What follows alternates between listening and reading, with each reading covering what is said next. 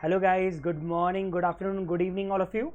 सो अगला जो टॉपिक है जिसको लेके हमें how to prepare cost accounting को लेके हम लोग अभी तक 3 चैप्टर के वीडियोस के बारे में डिस्कस कर चुके हैं। कॉस्ट शीट, कॉन्ट्रैक्ट कॉस्टिंग और स्टैंडर्ड कॉस्टिंग, इन तीनों चैप्टर्स में कौन कौन से टॉपिक्स इंपॉर्टेंट है, कौन कौन से क्वेश्चंस करने हैं, उन सब की लिस्ट मैंने आप लोगों को एक्सप्लेन कर दी। तो अब हमारा जो 4th चैप्टर है सीरीज़ के अंदर, उस चैप्टर का नाम है material costing. So now we are starting with how to prepare for material costing. और अगर हम इसकी बात चालू करें तो सबसे पहले सर कौन कौन से क्वेश्चन हमें एग्जाम के पहले इस चैप्टर में से करना है, आप उसके बारे में बता दीजिए। सो मेरे पास पूरी लिस्ट है जिसके अंदर मैंने क्या किया है, जितने जितने मेरे नोट्स के, जितने इतने मॉड्यूल के और जितने इतने पास्ट एग्जाम के क्वेश्चंस करने लायक है जो आपको बिल्कुल करने चाहिए, उसकी पूरी लिस्ट आपके सामने मैंने रख दी है। ये नोट्स मैं आपको डिस्क्रिप्शन के अंदर नीचे अटैच भी कर दूंगा, तो आप लोग इजीली वो नोट्स भी डाउनलोड करके देख सकते हो। तो नोट्स में से question number 2nd, 3rd, 5th, 6th, 11th, 15, 16, 17, 18, 22, 27 से लेके 32 एंड देन 35 से लेके 37, फिर 39, ये तो नोट्स के क्वेश्चन है। मॉड्यूल में से ज़्यादा नहीं करने, सिर्फ हाईलाइट किए हुए क्वेश्चन करने हैं। तो 1, 2, 3, 4, 5। और पास्ट एग्जाम में से सिर्फ एक मे 19 का क्वेश्चन एक थोड़ा अच्छा है जो कर सकते हो, बाकी इवन पास्ट एग्जाम के कोई क्वेश्चंस करने की भी ज़रूरत नहीं है। तो टोटल मिला के आपको मटेरियल के अंदर अप्रॉक्सीमेटली 26 क्वेश्चन करने इसलिए वैलिड है क्योंकि मटेरियल बहुत बड़े बड़े क्वेश्चंस नहीं है, छोटे छोटे क्वेश्चंस 5 मार्क्स में एग्जाम में आते हैं। तो जनरली वेटेज मटेरियल कॉस्टिंग का 5 मार्क्स का ही रहेगा। तो they can ask you E O Q, they can ask you E B Q, और they can ask you stock levels. कभी कभी ये लोग इन्वेंट्री टर्नओवर रेशियो और स्टोर लेजर को लेके भी क्वेश्चंस पूछ लेते हैं, पर ये मेजर क्वेश्चंस हैं जो आपको एग्जाम के पहले करने हैं। अब अगर मटेरियल कॉस्टिंग की बात करूँ तो ये टॉपिक्स में सबसे 2 इंपॉर्टेंट टॉपिक है, ईओक्यू और स्टॉक लेवल। बाकी inventory turnover ratio, store laser और एबीसी एनालिसिस एक एक बार एग्जाम में आया हुआ है, पर सबसे ज़्यादा पूछे जाते हैं ईओक्यू और स्टॉक लेवल्स। सबसे पहले अगर हम बात करें तो ईओक्यू में जो क्वेश्चंस हैं उसमें कौन कौन से क्वेश्चंस मैंने टिक करवाए हैं उसको मैं थोड़ा सा एक्सप्लेन कर देता हूँ, क्या क्या उन क्वेश्चंस की खास बात है। तो ये नोट्स मैंने नीचे ही अटैच कर दिए। पहला क्वेश्चन जो क्लास वर्क का है, आई थिंक मैंने वो दिया है टू डू लिस्ट के अंदर, जितना मुझे याद है। मैंने आई थिंक फर्स्ट क्वेश्चन दिया नहीं, दिया है, सेकंड दिया है। तो हम लोग सेकंड क्वेश्चन से स्टार्ट कर सकते हैं। और सेकंड क्वेश्चन कौन सा है, बहुत ही बेहतरीन क्वेश्चन है सेकंड। इसके अंदर एक्चुअली मेन क्या करना पड़ेगा आपको, ऑर्डरिंग और होल्डिंग कॉस्ट क्वेश्चन में दे दिए 4,000 रुपये, और दिया है कि क्वेश्चन अभी इकोनॉमिक ऑर्डर क्वांटिटी फॉलो कर रहे हैं। So what we have to do now, यहाँ पे हमें 2 AOC वाला फॉर्मूला पुटअप करने का। आपको याद है विल्सन का एक शॉर्टकट फॉर्मूला था होल्डिंग ऑर्डरिंग कॉस्ट को निकालने का भी, क्या फॉर्मूला था, 2 AOC। तो उस 2 AOC वाले फॉर्मूले को रिवर्स लगाओगे तो you can easily find out the annual requirement. Annual requirement आ गया तो ईओक्यू आ जाएगा, और ईओक्यू के बाद मेन इसमें एक और काम करना है, कंपैरिजन स्टेटमेंट बनाना रहेगा। हमारे पास एक तरफ ईओक्यू है, एक तरफ 2% डिस्काउंट का ऑप्शन है। अगर आप देखेंगे तो एक तरफ 2% डिस्काउंट का ऑप्शन है और एक तरफ 5% डिस्काउंट का ऑप्शन है। तो इन तीनों का टेबल बना के कंपेयर करना पड़ेगा कहाँ पे कॉस्ट सबसे मिनिमम आ जाएगा। So it's a very nice question, question number 2। अगला जो क्वेश्चन है जो मैंने आपको दिया है करने के लिए, क्वेश्चन 3। ये क्वेश्चन एक्चुअली ईबीक्यू का है, नवंबर 20 के एग्जाम में आया हुआ क्वेश्चन है यही क्वेश्चन। और ईबीक्यू में चेंज क्या होता है, हम कैरिंग कॉस्ट वैसे ही निकालते हैं, एनुअल रिक्वायरमेंट वैसे ही निकलेगा। एक ही चीज़ चेंज होती है, जहाँ पे हम ऑर्डरिंग कॉस्ट रखते हैं, ऑर्डरिंग कॉस्ट ना रख के आपको रखनी पड़ेगी सेटअप। तो we have to calculate the cost per order की जगह सेटअप कॉस्ट पर सेटअप। एक सेटअप में कितनी कॉस्ट लग रही वो यहाँ पे अपने को फाइंड आउट करनी पड़ेगी, ठीक है। इसके अलावा question number 4 I think Nintendo है, नहीं भी करोगे तो चलेगा। अगर क्वेश्चन नंबर 4 देखना भी है तो इसमें सिर्फ एक ही मेन पॉइंट है, ये चौथा वाला, कि कब नेक्स्ट ऑर्डर पास करना है। तो when the next order is required to be passed, तो उसके लिए अपन एग्जिस्टिंग स्टॉक लेवल देख के इजीली निकाल सकते हैं अगला ऑर्डर कब पास करना है। फिफ्थ जरूर करना, फिफ्थ में एक्चुअली डिस्काउंट ऑप्शन है।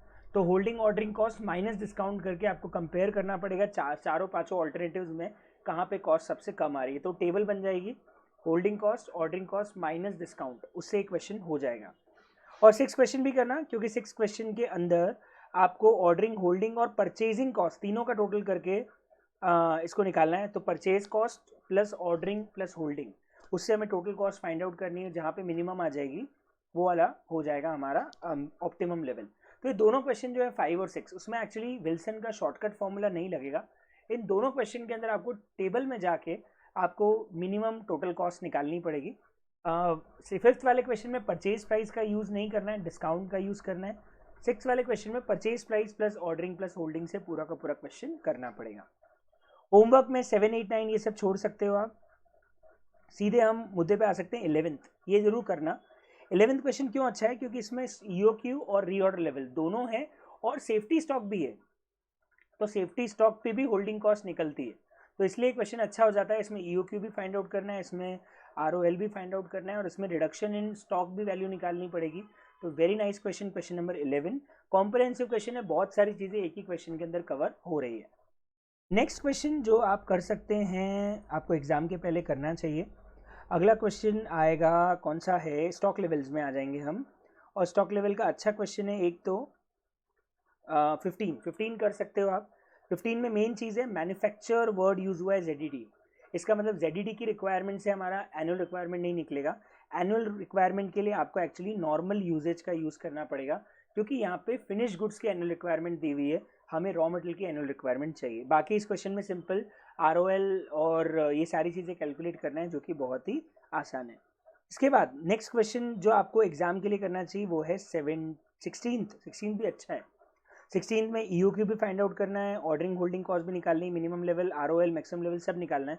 बढ़िया क्वेश्चन है, इसमें आपको पहले ऑर्डरिंग परचेज इंटरेस्ट और स्टोरेज कॉस्ट जोड़ के EOQ निकालना पड़ेगा, फिर एवरेज कंजम्पशन दिया है, मिनिमम कंजम्पशन दिया है और मैक्सिमम डिलीवरी पीरियड और मिनिमम डिलीवरी पीरियड।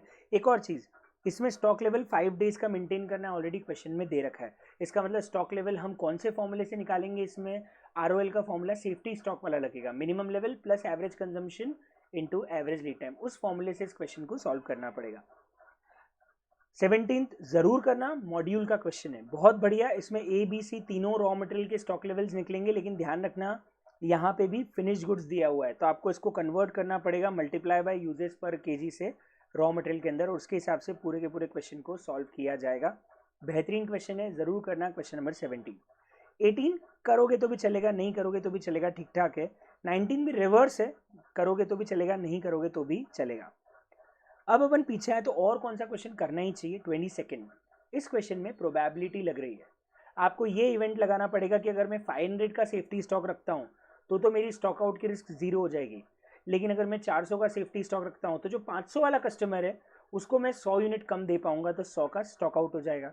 अगर मैं 250 का सेफ्टी स्टॉक रखता हूँ तो मैं 500 वाले को भी नहीं दे पाऊंगा और 400 वाले को भी नहीं दे पाऊंगा, और उसकी प्रोबेबिलिटी 1 और 2% है, तो उससे मल्टीप्लाई करके क्वेश्चन करना पड़ेगा।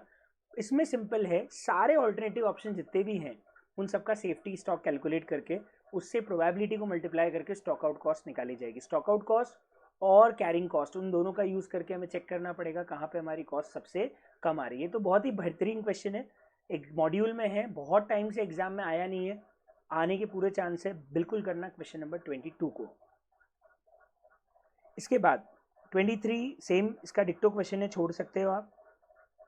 24 ABC एनालिसिस है, तो आप या तो 24 कर लीजिए या आप चाहें तो मॉड्यूल का भी एक ABC एनालिसिस का क्वेश्चन है वो कर लीजिए, दोनों में से कोई भी एक क्वेश्चन कर लीजिए, बहुत ज़्यादा दिमाग लगाने की ज़रूरत है नहीं इस क्वेश्चन के अंदर। एक आध क्वेश्चन एग्जाम का आया हुआ है, वही मैंने नोट्स में अटैच किया, वो भी करना चाहो तो कर सकते हो। तो ABC एनालिसिस में इतना दिमाग नहीं लगाना। इन्वेंट्री टर्नओवर रेशियो में भी या तो मॉड्यूल का एक क्वेश्चन कर लो या नोट्स का एक क्वेश्चन कर लो, उससे ज़्यादा ज़रूरत नहीं है। इनपुट आउटपुट रेशियो में एक छोटा सा क्वेश्चन है वो कर लेना, और एक पीछे हमारे नोट्स में क्वेश्चन आएगा AXC BXC CXC वाला, वो जरूर करना, वो एग्जाम में आने की वापस प्रोबेबिलिटी, बहुत सालों पहले ऐसा क्वेश्चन एग्जाम में आया हुआ है। ठीक है सर, आप तो इतने सारे क्वेश्चंस बताते जा रहे हो, एक्चुअली मटेरियल कॉस्टिंग के मार्क्स कम है, वेराइटी बहुत ज़्यादा है, बहुत सारी चीज़ें इसके अंदर है जो हमें कवर करनी रहती है। EOQ, EBQ, stock level, inventory turnover, ABC analysis, store laser, तो बहुत सारी चीज़ें जो हमें यहाँ पे कवर करनी रहती है। ठीक है, 28 क्वेश्चन जरूर जरूर जरूर करना। अगेन प्रोबेबिलिटी वाला क्वेश्चन है, पर यहाँ पे प्रोबेबिलिटी किस चीज़ की है, डिलीवरी टाइम की डिले की। उन्होंने बोला हुआ है कि या तो हम 15% की रिस्क अज्यूम करके सेफ्टी स्टॉक निकालें। अगर हम 15% की रिस्क अज्यूम करते हैं, मतलब हम चाहते हैं कि हम इन 3 दिनों का सेफ्टी स्टॉक ना रखें, मतलब सिर्फ 1 दिन का सेफ्टी स्टॉक रखेंगे। अगर हम 5% की रिस्क अज्यूम करना चाहते हैं, मतलब हम बाकी 3 दिनों का सेफ्टी स्टॉक रखेंगे। तो कॉन्सेप्ट क्लास में बहुत अच्छे से डिस्कस हुआ था। 10 नंबर में अगर मटेरियल कॉस्टिंग पूछना रहा तो वो ये क्वेश्चन ज़रूर पूछ सकते हैं, बहुत बढ़िया पास्ट एग्जाम में मॉड्यूल में भी दिया है, ज़रूर करना ये क्वेश्चन नंबर 28।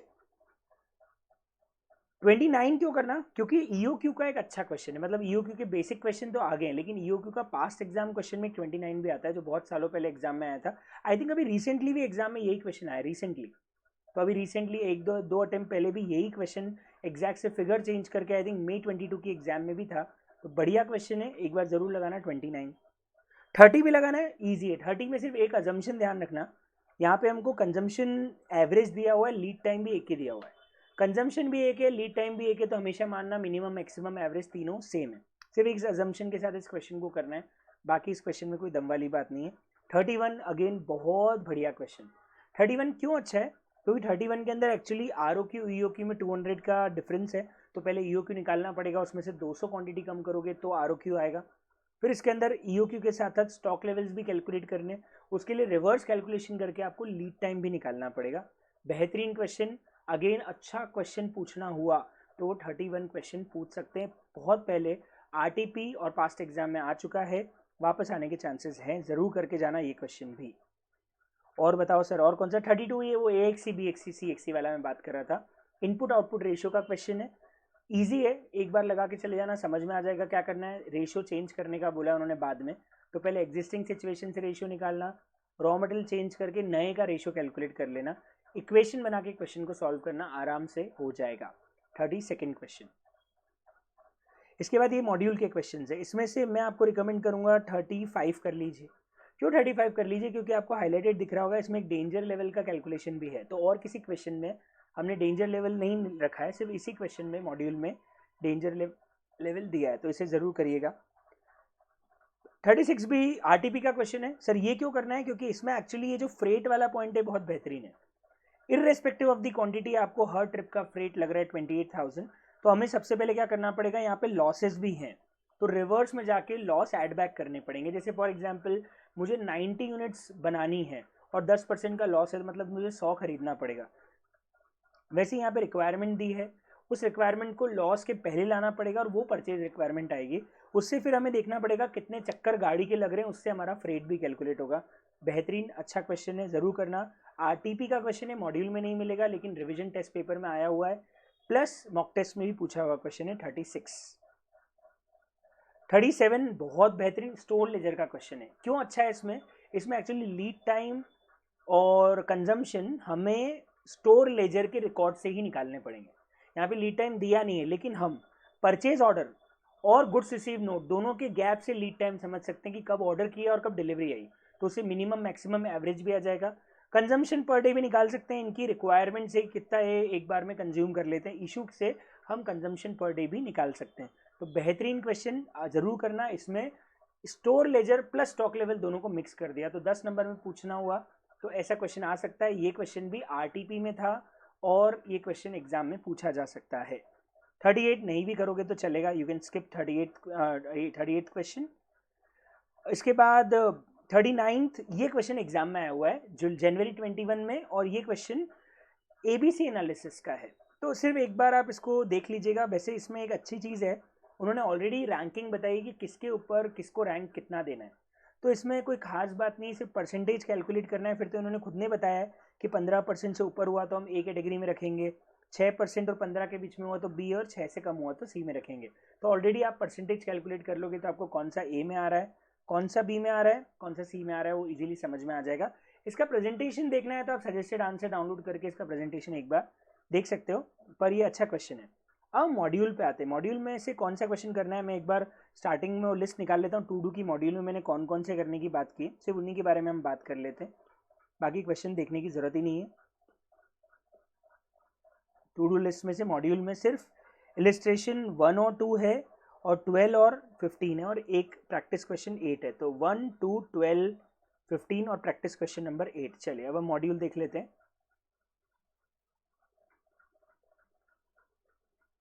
देखिए साहब, इसमें जो थियरी है वो तो मैं आपको थियरी वीडियोस अब बनाना चालू कर दूंगा, मैं धीरे धीरे करके आपको थियरी वीडियोस भी देता चला जाऊंगा। अभी अगर हम बात करें तो मॉड्यूल के अंदर कौन कौन से क्वेश्चन करने हैं, फर्स्ट और सेकंड सबसे पहले। तो अगर मैं इलिस्ट्रेशन फर्स्ट ढूंढने जाता हूँ, कहाँ मिलेगा मुझे इलिस्ट्रेशन फर्स्ट, यहाँ तक तो थियरी है। एक इसको जरूर पढ़ लेना, आप जब मॉड्यूल रेफर कर रहे हो ना तो ये एक जरूर पढ़ लेना, मैंने स्टार लगा के इसको पहले भी लिखा हुआ है, वैल्यूएशन ऑफ मटेरियल रिसीट।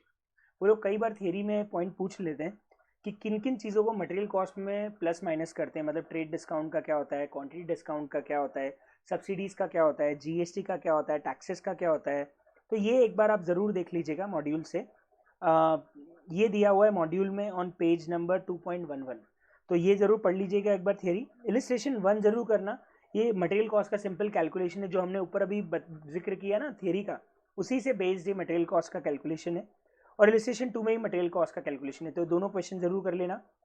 इसके बाद बाकी क्वेश्चन नोट्स में कवर है। फिर 12 और 15 पे आते हैं अपन सीधे, जो आपको क्लास मॉड्यूल में से करने। 12वां और 15वां क्वेश्चन देखते हैं कौन सा है। 12वां निंटेंडो है, नहीं भी करोगे चलेगा, इन्वेंट्री टर्नओवर रेशियो है। तो या तो नोट्स का क्वेश्चन कर लो तो ये मत करना, और ये कर रहे हो तो फिर नोट्स का मत करना। ITR निकाल के सिर्फ नंबर ऑफ डेज निकालने हैं, कौन सा फास्ट है कौन सा स्लो मूविंग है वो बताना है। तो या तो ये कर लीजिए या नोट्स का क्वेश्चन कर लीजिए। एक तो ये हो गया। दूसरा एक और 15 दिखाया था मैंने आपको कि वो करना है, तो 15 कौन सा है वो भी देख लेते हैं अपन।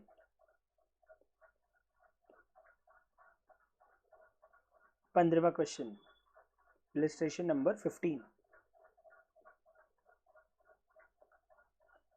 यस, ये कर लेना। ये इसलिए कर लेना क्योंकि इसमें भी स्टोर लेजर ही है, पर इसमें कुछ अच्छे अच्छे पॉइंट नीचे और भी दिए हुए कि लॉस हुआ है, कुछ मिसिंग है, तो उसका इफेक्ट भी उन्होंने इस क्वेश्चन के अंदर डाला है। तो इस क्वेश्चन को जरूर एक बार कर लीजिएगा। स्टोर लेजर के लिए एक क्वेश्चन और बोलूंगा, मॉड्यूल का इलस्ट्रेशन 15।